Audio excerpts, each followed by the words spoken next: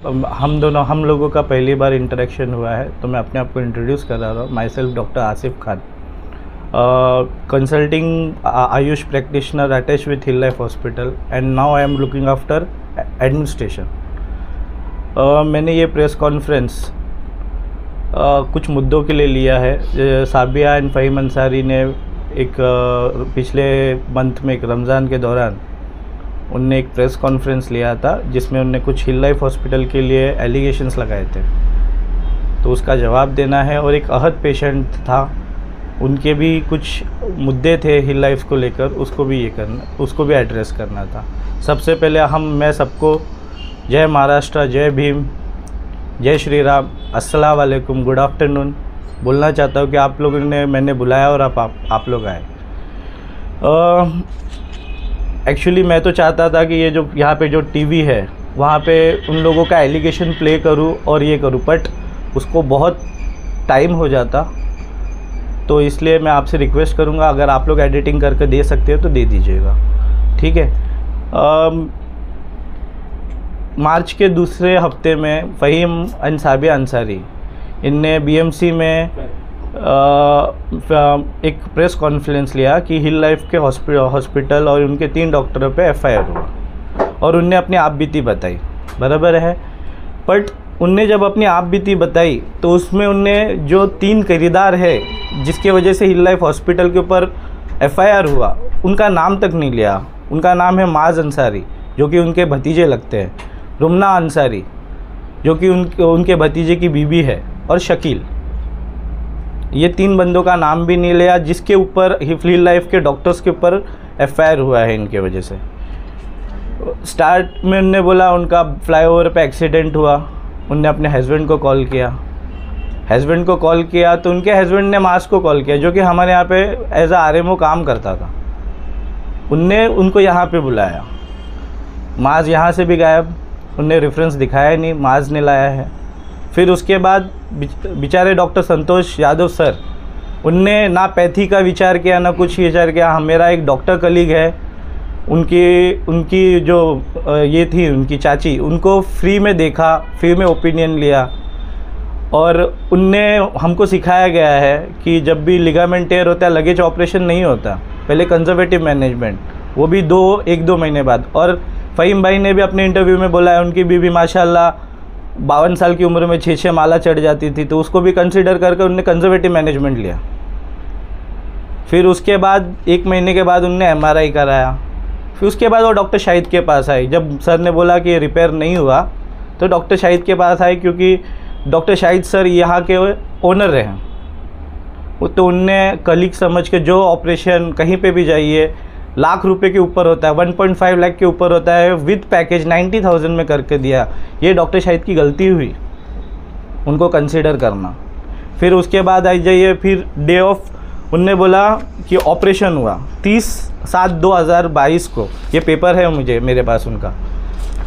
3:16 पे वो एडमिट हुए हैं, और एडमिशन में रिफ़र बाय डॉक्टर माज अंसारी, ठीक है। माज अंसारी ने एडमिशन लिया जितेंद्र निकुम सर, जो कि दूल्हे में एक लेक्चरर है और ऑर्थोपेडिक सर्जन है, ऑर्थोपेडिक मतलब आर्थ्रोस्कोपिक लेप्रो सर्जन है। उनको उसने इन्फॉर्म किया उनकी चाची के इनर थाई में फंगल इन्फेक्शन था, तो उसके लिए उनको अजमल सर ने देखा है, फिटनेस लिया उनसे, उनको इट्राकेनाजोल चालू किया। अब आ जाइए डे ऑफ ओटी, बोल रहे हैं मैडम ने बोला है, उनकी वाइफ ने साबिया अंसारी ने, कि मुझे स्पाइनल एनेस्थेशिया दिया गया था, तो मुझे सब समझ में आ रहा था। तो उनने बीएमसी में कितने आरटीआई डाले, उसमें उनका कन्फ्यूजन क्या है। कभी बोलते हैं ड्रिल मशीन ख़राब हो गई, कभी बोलते हैं रस्टेड हो गई, कभी बोलते हैं ड्रिल मशीन टूट गई। जो ड्रिल मशीन आई ही नहीं, ऑर्थोस्कोपी में ड्रिल मशीन नहीं लगती है। एक सेफर साइड में जितेंद्र नुकुम सर ने पूछा था डॉक्टर शाहिद से कि आपकी ड्रिल मशीन है ना, तो बोले सर नहीं है, मैं मंगा दूंगा। पर जो हॉस्पिटल से मंगाने की बात हुई थी वो हॉस्पिटल बंद था, वो हॉस्पिटल का नाम है काशीनाथ पाटिल, ठीक है। फिर अगर जो मशीन आई नहीं उसके बंद होने का सवाल ही नहीं उठता। और फिर बोलते ड्रिल, एक आरटीआई में उन्होंने बोला है कि ड्रिल मशीन टूट गई, भाई 52 इयर्स फीमेल, मेनोपॉज मतलब मासिक पारी बंद हो गई है, वैसी औरतों को तो कैल्शियम दिया जाता है। उनका बोन इतना स्ट्रांग था कि ड्रिल मशीन टूट गई। ये भी जाने दीजिए, चलो ये भी छोड़िए। अभी के रिसेंट अभी जो लिया है मार्च में, उनने बोला ड्रिल मशीन रस्टेड थी। अरे जो बंदा जो सर पूरे मतलब एक कॉलेज में, MBBS कॉलेज में लोगों को लेक्चरर है, वो किसी के प्रेशराइजेशन में आकर के रस्टेड ड्रिल मशीन यूज़ करेगा? जो लोग बच्चों को सिखाता है, जिसकी वजह से प्रैक्टिस हो रही है।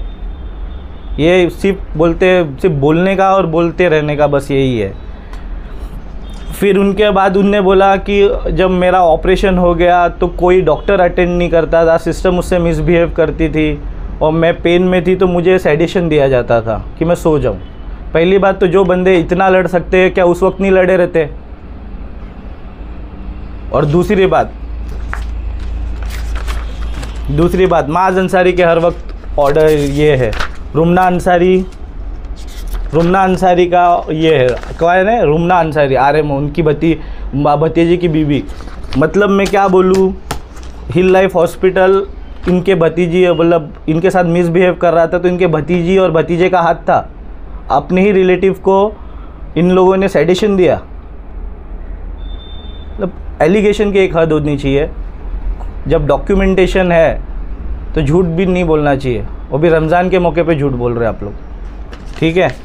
फिर उसके बाद उनके हस्बैंड का एक ये था कि मेरी वाइफ को मैंने टेगीसाइक्लिन, मैंने उनका इंटरव्यू देखा, टेगीसाइक्लिन एक दिन में 27,000 का मैंने मेडिसिन दिया, ठीक है। तो टेगीसाइक्लिन उनने कंसल्टेंट भी बुलाए थे, एंटीबायोटिक रेजिस्टेंट कंसल्टेंट, है ना। तो मेरा एक बात है, मेरा एक चीज़ पूछना है। मेरे यहाँ पे तो उनको सिर्फ पिप्टाज और एमिकैसिन दिया गया है, ठीक है। और ड्यूरिंग हॉस्पिटलाइजेशन उनका 30 को एडमिशन हुआ है, 31 को ऑपरेशन हुआ है, और उसके बाद वो 5 तारीख तक मेरे यहाँ पे एडमिट है। ना उनको फीवर आया, ना उनको ऑपरेटिव साइड में रेडनेस हुआ, सिर्फ स्वेलिंग थी, वो भी उनको फिजियो दे रहे थे इसलिए, ठीक है। ड्रेन था, ड्रेन भी उनकी भतीजी ने ही लिखा है कि निकाला है, बहू ने बोला है निकाला है, ठीक है। ड्रेन का मतलब, मैं बहुत लोग मेडिको नहीं हो इसलिए बता रहा, कोई जगह रहती है जहाँ से हमको गंदगी निकालनी रहती है, वहाँ पे रख देते हैं। और वो ड्रेन हम कब निकालते हैं, जब उसका जो क्वांटिटी रहता है कम होते जाता है। तो जब वो क्वांटिटी कम होने पे हमने 3 तारीख को ड्रेन निकाला है, इनकी भतीजी ने लिखा है फीवर स्पाइक नहीं है हॉस्पिटलाइजेशन में कहीं पे भी, तो ये हॉस्पिटल में इन्फेक्शन कैसे हुआ? वो घर पे गए, कभी हिल लाइफ में आए नहीं। उनने अपने भतीजे को उस टाइम उनके लिए वो बोलते हैं ना, उनका डिग्री है BUMS, तो उस टाइम उनके लिए वो बोलते हैं ना एक कॉम्पिटेंट डॉक्टर थे। उनने वहाँ पे घर में ड्रेसिंग किया और फिर उनको इन्फेक्शन हुआ। तो इस ना डॉक्टर जितेंद्र हुकुम को फॉलोअप के लिए बुलाया या ये लोग आए नहीं, इसमें हमारी क्या गलती है? एक शकील को लेकर उनके भांजे ने खुद से कर ड्रेसिंग किया। तो जब इतना सारा प्रूफ है तो फिर हिल लाइफ के ऊपर कैसे एलिगेशन? पहली बात तो एंटीबायोटिक अगर मैं कम दे रहा हूँ और उनको रेसिस्टेंट है तो उनका ड्रेनेज बढ़ना चाहिए, उनको फीवर आना चाहिए, कहीं पे फीवर नहीं था। फिर सर जी, अगर और बाहर इन्फेक्शन नहीं हुआ है, सर जी मैं सब कुछ करने के बाद मैं आपके आंसर के जवाब दूंगा। आप मेरा सुन लीजिए, फिर मैं आपको पूरा जो आपके जो भी मन में सवाल है आप लोगों के, मैं सबका जवाब दूंगा। ठीक है सर, ठीक है। ये हो गया सर। फिर ना हॉस्पिटल से इनने कंसेंट लिया, ना इनने सर्जन से कंसेंट लिया, इनने अपने मन से घर पे ड्रेसिंग की अपने भतीजे को लेकर और यहाँ पे एक OT टेक्नीशियन को लेकर। उनने उनको क्या पैसा दिया? हॉस्पिटल का लुकआउट नहीं। अगर हॉस्पिटल में हुआ रहता तो हॉस्पिटल जिम्मेदार था सर। फिर उसके बाद उनने बोला कि मैं बाहर दिखाया, क्या मुलुंड में कोई सर को दिखाया orthopaedic, he is also well known, और वहाँ पे उन्होंने ऑपरेट किया। सर अगर वो सर ने बोला कि हिल लाइफ से निग्लिजेंसी हुई, तो अगर सपोज़ यहाँ से कोई भी पेशेंट जाता है या मेरे पास कोई भी पेशेंट आता है और मुझे लगता है दूसरे हॉस्पिटल से निग्लिजेंसी हुई है, तो मेरा पहला फ़र्ज़ बनता है MLC करना, मेडिको लीगल केस। तो वो सर ने हिल लाइफ पे मेडिको लीगल क्यों नहीं किया, ये भी एक पॉइंट आता है। फिर दूसरा सर वो लोग मतलब वो एक कागज़ दिखा रहे थे कि मेरी वाइफ परमानेंटली डिसेबल्ड हो गई, ऐसा ऐसा करके दिखा रहे थे। वो टेम्परेरी था सर, डेट ऑफ इशू और एंड डेट आप जाकर उनसे मांग लीजिए तो आपको पता चल जाएगा। अभी आप लोगों में से भी अल्लाह ना करे किसी का हाथ टूट जाए तो मैं भी दिला दूंगा सर कि हाँ ये बंदा 6 महीने तक काम नहीं कर सकता। ठीक है सर, इतना होने के बाद, ठीक है, मतलब उनकी चाची हुई थी एडमिट 30/7/2022, ठीक है, और डिस्चार्ज हुई थी उनकी चाची 5 तारीख को इसमें अगस्त में। फिर माज अंसारी 4 महीने बाद, जब उनका चाचा हमसे लड़ रहा है, हमने मेडिकल नेग्लिजेंसी की है, अपने खुद के डैड को एडमिट कराते हैं। ऐसा कौन सा रिश्तेदार है सर, मैं भी जानना चाहता हूँ कि अगर हम में से घर में से अगर किसी को कुछ हो जाए ना कोई हॉस्पिटल में, अगर उसकी नेग्लिजेंसी की, तो हम लोग हॉस्पिटल की तरफ थूक का भी नहीं देखेंगे। तो कौन सा रिश्तेदार है?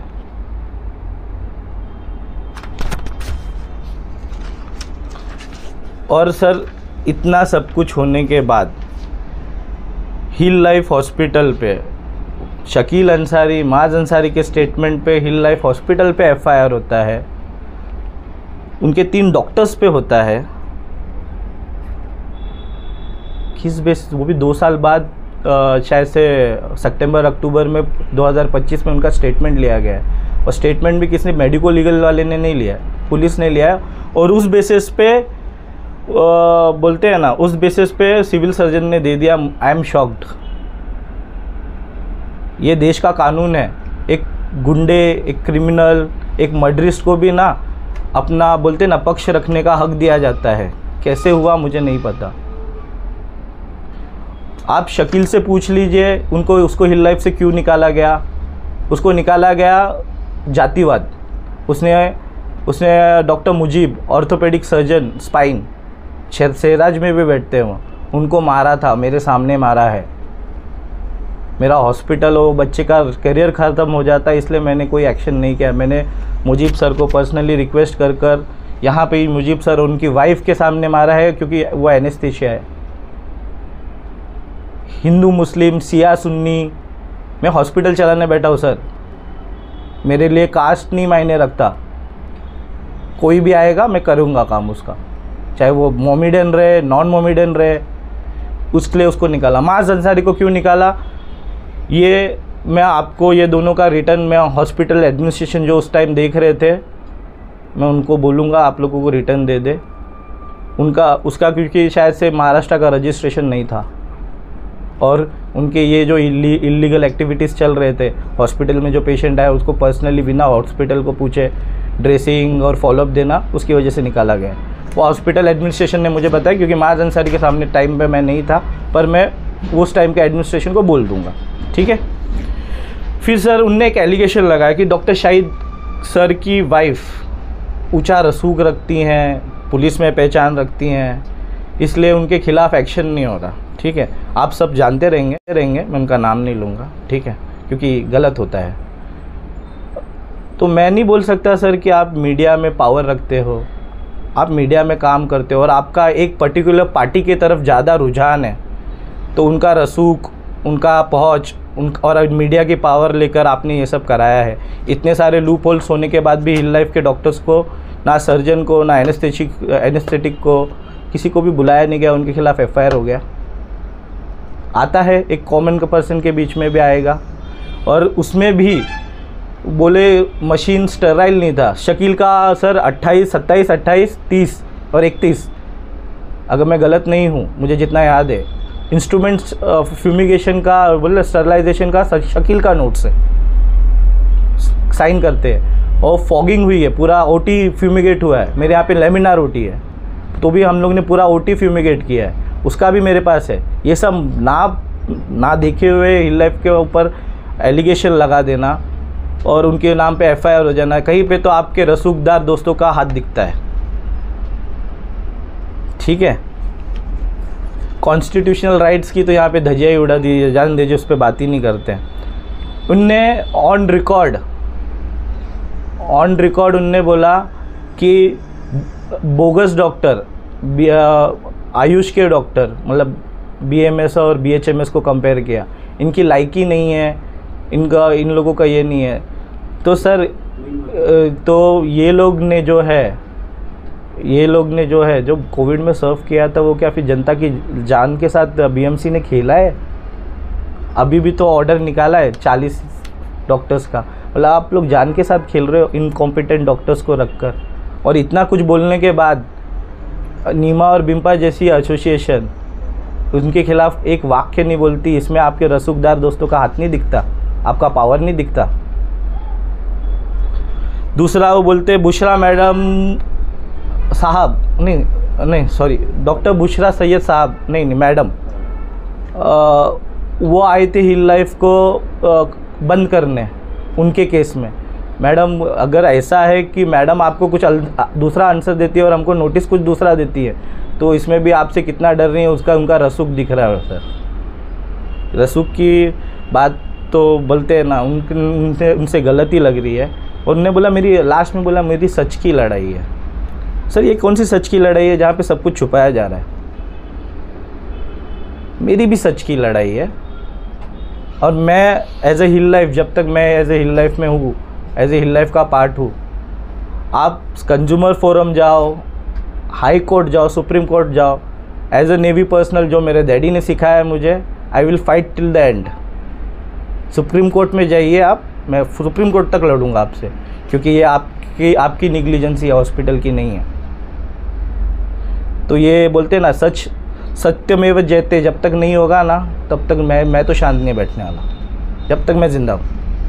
मर गया तो अल्लाह ताला। फिर ये हो गया सर। दूसरा एक पेशेंट था, रमज़ान के टाइम 2, तीसरे या चौथे रोज़े में उनका एक्सीडेंट हुआ था। वो पेशेंट का नाम था वो बच्चे की रूह को आराम दे, और किसी माँ बाप को बोलते हैं ना, भरी जवानी में अपने लड़के की लाश ना देखनी पड़े, ठीक है। वो सर ने 2 चीज़ बोला। हिल लाइफ ने 4 घंटे में हिल लाइफ ने 45,000 बनाए, और वहाँ पे नाम लिख कर आया था, शायद से फिरोज़ भाई का न्यूज़ था, ठीक है। 4 घंटे में 45,000 रुपये बनाए सर। उसका बिल है 20,000, उसमें कुछ 23,000 है, हम लोग ने डिस्काउंट दिया 3,900, उसमें वेंटिलेटर चार्जेस है, ये सब है सर। हाँ, दूसरा बोले 30 रुपये की मेडिसिन हिल लाइफ ने 300 रुपये में बेची। पहली बात, हिल लाइफ क्या, इंडिया महाराष्ट्र का कोई भी हॉस्पिटल की औकात नहीं है कि मेडिसिन का रेट डिसाइड कर सके। मेडिसिन का रेट कौन डिसाइड करता है? NPPA, national pricing pharmaceutical pricing authority, और उसकी क्वालिटी डिसाइड करने वाला FDA रहता है। जो डॉक्टर्स दोस्त ने उनको ये बताया, तो क्यों अपने कलीग का ही नाम बर्बाद करने के पीछे पड़े हो? उनको ये भी तो समझाओ। आपका अगर कंप्लेंट है तो आप गवर्नमेंट से लड़ो। किसी बोलते हैं ना, जो अपने आप को रिप्रेजेंट नहीं करता उसका बदनामी करने की नहीं। उसमें भी मैंने डिस्काउंट दिलाया सर। 20,000 का मेडिसिन हुआ था, मैंने 7,000 कम करवाया। मेरा उनसे कोई भी ये नहीं है कि कैसा है, जिसका बच्चा जाता है ना उसको पता चलता है। उसके लिए 4 घंटा क्या 8 घंटा भी 2 घंटे के बराबर रहता है, ठीक है।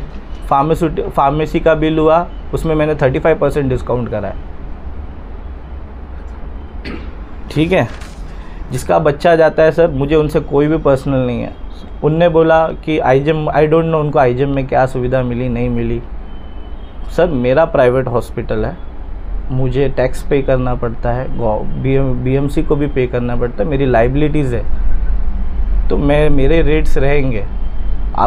आप आईजेम के प्रति आपका रोष मुझे समझ में आता है, क्योंकि वो अगर रहेगा, अगर नहीं फैसिलिटी दी है तो उनको सब गवर्नमेंट से आता है फंड, मेरे को नहीं आता सर। ना मेरे पास कोई गवर्नमेंट का कोई ये है कि मैंने उनको नहीं दिया, ठीक है। और इसमें हाँ, फ़हीम भाई का जो एक मुद्दा था, बुशरा मैडम ने जो नोटिस दिया था बंद करने को, वो पेशेंट के रिलेटिव ने बोला एक डॉक्टर नहीं मिला। तो वो जो सुश्रुत नियम के अनुसार हमको नोटिस दिया तो वो आईजीएम पे क्यों नहीं गया? ठीक है। दूसरा सर ये है कि मुझे पता चला कि किसी ने पूछा लेटर भेज कर वहाँ पे कि प्राइवेट में क्यों भेजा। तो सर प्राइवेट में क्यों भेजा आपने ये पूछा, बहुत अच्छा काम किया, बट आपको ये भी पूछना चाहिए था ना सर कि जो आप बीच में वेंटिलेटर आए थे भिवंडी में कोविड के टाइम पे, वो कहाँ पे गए?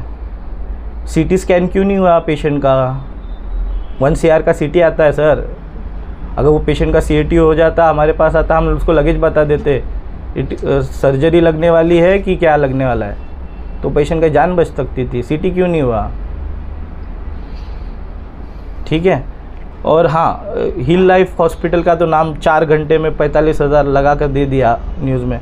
उसके बाद एक पूजा गुप्ता पेशेंट, एक्सप्रेस न्यूज़ वाले ने वो डाला था, एक्सप्रेस न्यूज़ ने, पूजा गुप्ता पेशेंट, मुझे नहीं पता क्या मेडिको लीगल हुआ वहाँ पे, उसको वहाँ पे वो ऑपरेट हुई, वो कॉम्प्लिकेट हुई और उसको प्राइवेट हॉस्पिटल में वहाँ के ही डॉक्टर लेकर गए, ऐसा एक्सप्रेस न्यूज़ में बताया है।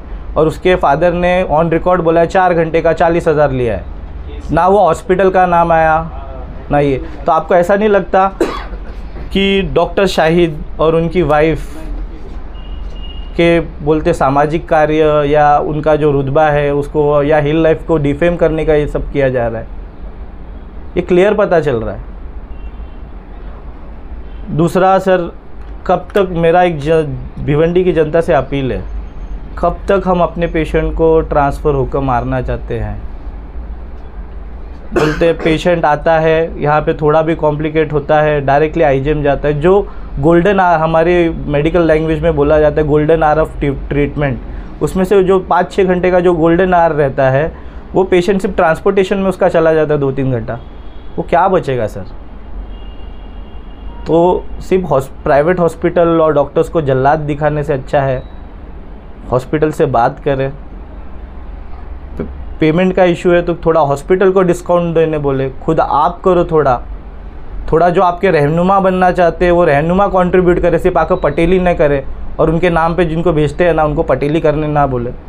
मुझे मालूम है ये अभी प्रेस कॉन्फ्रेंस के बाद मेरे जो कमेंट रहेंगे सब पटेलों के रहेंगे और अच्छे रहेंगे माशाल्लाह, मुझे कोई फ़र्क नहीं पड़ता। मेरे लिए एक ही चीज़ है, भिवंडी की जनता का गुस्सा सर आँखों पे, प्यार दिल में।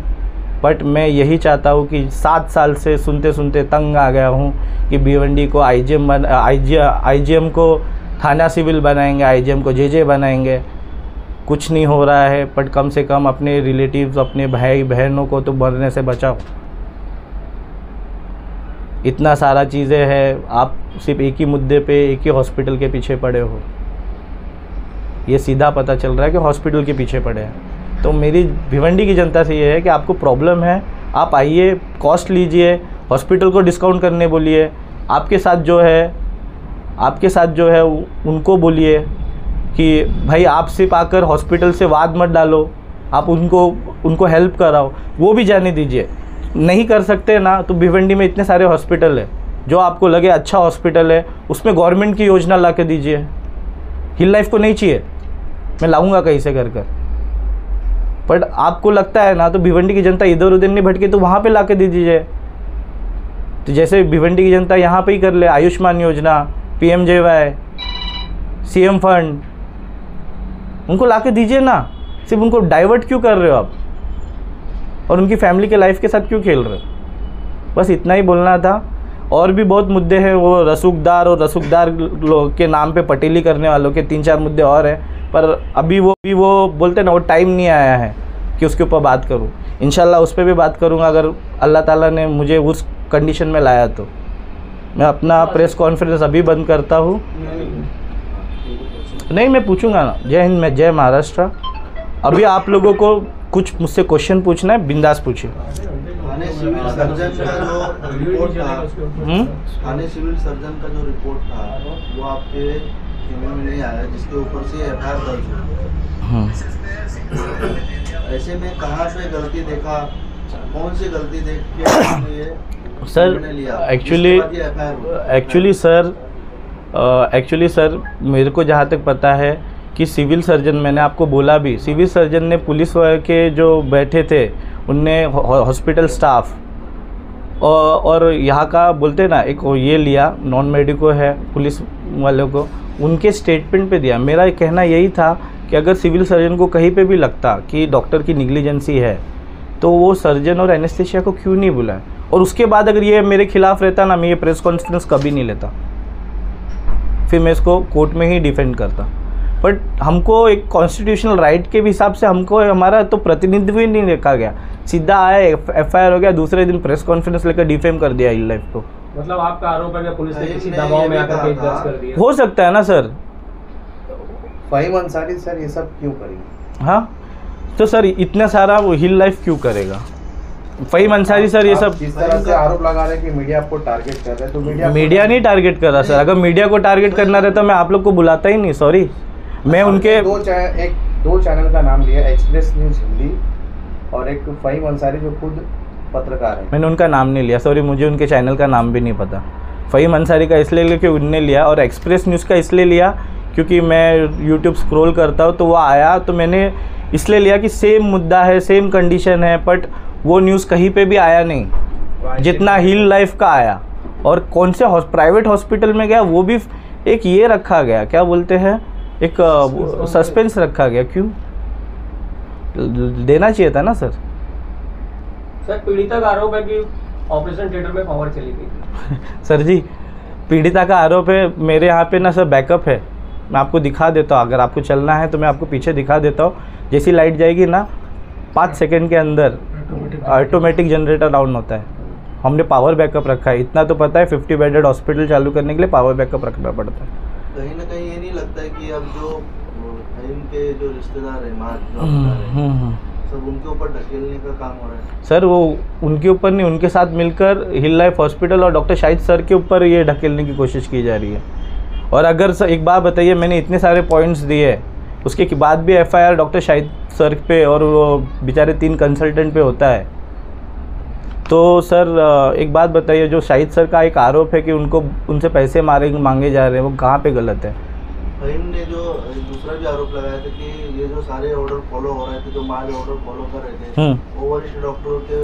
सर माज अंसारी मेरे हिसाब से तो एक डॉक्टर है, अगर कुछ इलीगल ऑर्डर्स रहते हैं तो उनको फॉलो नहीं करना चाहिए, ये मेडिकल एथिक्स में आता है। पहले तो फिर एक काम कीजिए, उनकी डिग्री खींच लीजिए, बराबर है। अगर मेरा सीनियर मुझे कुछ इलीगल करने को बोल रहा है तो मुझे नहीं करना चाहिए। मैंने ओथ लिया है कुरान का, गीता का, जिसको भी मैं फॉलो करता हूँ, बाइबल का। तो फिर अगर वो है तो उनको खींच लेना चाहिए, उनकी डिग्री नहीं रखनी चाहिए। और फिर वो जो जिसने ऑर्डर दिया है उसके खिलाफ भी एक्शन लेना चाहिए, मेरे को कोई प्रॉब्लम नहीं। जो सिविल सर्जन के ऑर्डर के हिसाब से जो ये दर्ज हुआ मामला, उसके सर हम अपील करेंगे। हमको अभी तक तो कॉपी नहीं मिली है सर, वो कुछ चार्जशीट क्या रहता है वो चालू है। वो जब चार्जशीट मिल जाएगी हम लोग अपील करने वाले हैं। हमारा पूरा, मैंने आपको पहले ही बोला, अगर मुझे हाईएस्ट कोर्ट ऑफ लॉ में भी जाना पड़ा, सुप्रीम कोर्ट में, तो मैं जाऊंगा, क्योंकि यहाँ पे निग्लिजेंसी सब फीवर स्पाइक ही नहीं आया ड्यूरिंग हॉस्पिटलाइजेशन। सर वो भी होगा। और एक्चुअली मेरे को ये बोलना था, आयुष के खिलाफ उनने इतना कुछ बोला, तो आयुष के डॉक्टर ने तो कोई ये नहीं लिया। मैंने जो ये लिया है, मैंने कुछ लॉयर्स उनसे बात की है, उससे बात करके मैं उनके ऊपर खुद डिफेमेशन से फेम करूँगा। आपका प्रॉब्लम अगर एक हॉस्पिटल से है तो आप पूरी कम्युनिटी को नहीं टारगेट कर सकते। अगर मेरा प्रॉब्लम फ़हीम अंसारी से है तो मैं पूरी मीडिया को टारगेट नहीं कर सकता। सब एक जैसे नहीं होते सर। उनने क्या बोला, इनकी लायकी नहीं है। एक बात बताओ, मेरा Ayush ministry, government of Maharashtra,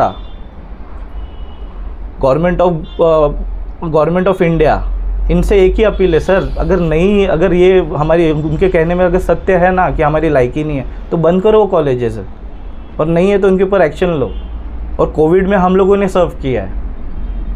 Covid में कितने MBBS डॉक्टर थे, कितने BMS थे, कितने BHMS थे, कितने BOMS थे, पर पता कर लो, निकाल लो माहिती मारकर। अगर हम उस टाइम कॉम्पिटेंट थे तो अब अनकॉम्पिटेंट कैसे हो गए? और वो कौन होते हैं हमको कॉम्पिटेंसी और इनकॉम्पिटेंसी का ये देने के लिए? सर आप मुलुंड के डॉक्टरों क्या कहेंगे जिन्होंने बताया उन्हें कि सर उनने MLC किया, भिवंडी से इन्फेक्शन हुआ? सुना ना सर, उनने MLC किया सर, उनने हॉस्पिटल पे एमएलसी किया।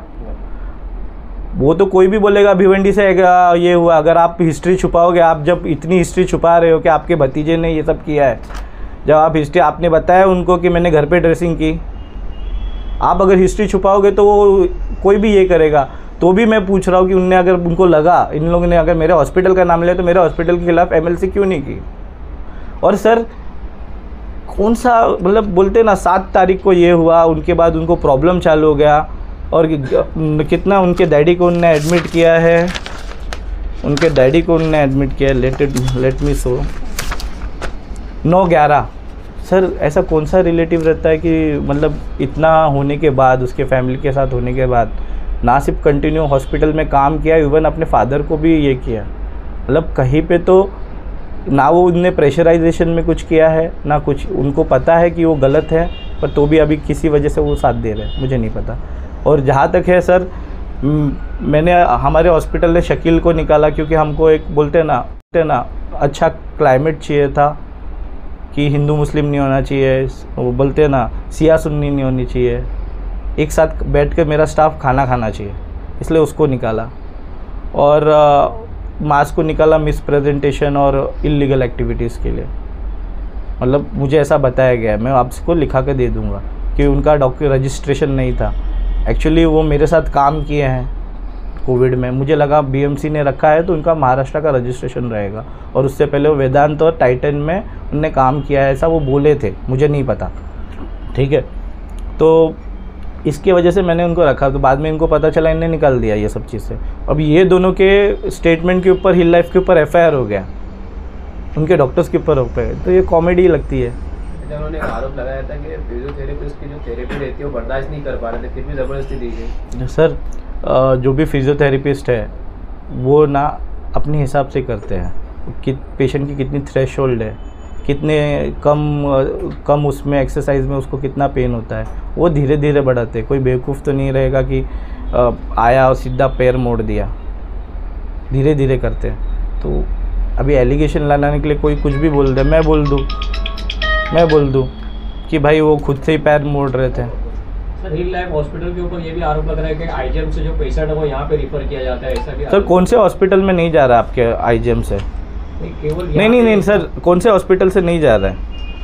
आप एक काम कीजिए, हिल लाइफ क्या बोलते हैं ये, अगर आपके यहाँ पे एमरजेंसी फैसिलिटीज़ नहीं है, आप पैक करके पेशेंट को भेज रहे हो और वहाँ पे पेशेंट रिलेटिव रिक्वेस्ट कर रहा है, मैंने अभी बीच में बोला ना कि किसी ने लेटर भेजा कि आपने प्राइवेट हॉस्पिटल में क्यों भेजा, तो आप उसने ये क्यों नहीं पूछा कि उसका सीटी क्यों नहीं हुआ, वेंटिलेटर पे क्यों नहीं रखा गया। और सबसे बड़ा मेडिको लीगल सर, वो पेशेंट का रिलेटिव बोल रहा है, अहद अंसारी के फादर थे, भाई थे, आई डोंट नो, वो बोल रहे कि मेरे पेशेंट को वेंटिलेटर लग रहा था, उनको नॉन कार्डियक एम्बुलेंस पे भेजा। मेडिको लीगल है, गवर्नमेंट है तो कुछ भी करना। एक बड़ा आरोप अपने ये भी लगाया है सरकारी अस्पताल को लेकर कि अगर हमारे इस पर कार्रवाई करने के लिए वो आ रहे हैं तो ऐसे कई सारे केसेस जो है वो आईजीएम अस्पताल में हो रहे हैं। आरोप नहीं लगाया सर, मैंने आरोप नहीं लगाया। मैंने बोला ऐसा काम में आया, मैं कहीं पे भी वहाँ के डॉक्टर को ये नहीं बोल रहा, मैंने पेपर नहीं देखा है। जैसे आज मैं ये मीडिया के सामने बैठा हूँ, मेरे लिए हो सकता है बेचारों ने भी सब किया रहे और वो एलिगेशन में गए, मैं किसी के पास आरोप नहीं लगा रहा हूँ। मेरा ये कहना था ऐसी सेम मुद्दा था, उसको क्यों दबाया गया, उसमें क्यों नहीं वो हॉस्पिटल का नाम लाया गया, कौन से डॉक्टर ने सर्जरी की वो क्यों नहीं बताया गया, वो एकदम बोलते ठंडे बक्से में कैसे चला गया। मेरा ये बोलना, मेरा किसी आईजीएम से कोई मेरा व्यक्तिगत नहीं है, वो कैसा है, वो गवर्नमेंट है, वहाँ से फंड होता है, वहाँ पे जो होगा वो। Thank you. Speed news Bharat.